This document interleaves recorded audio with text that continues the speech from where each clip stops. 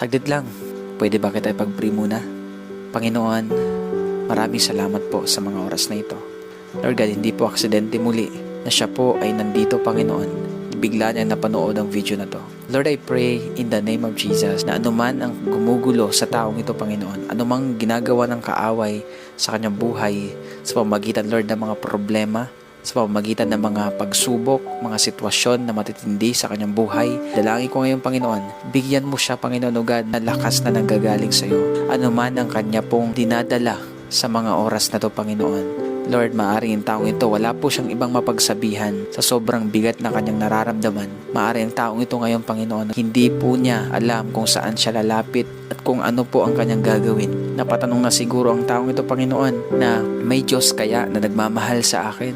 May Diyos kaya na nakakaalam ng sitwasyon ko? Pero Lord, hayaan niyo po, Panginoon, patunayan mo po sa taong ito na ikaw ay nariyan palagi, anuman paggugulo ng kaaway sa kanya. In the name of Jesus, I rebuke it. Lord, I release peace.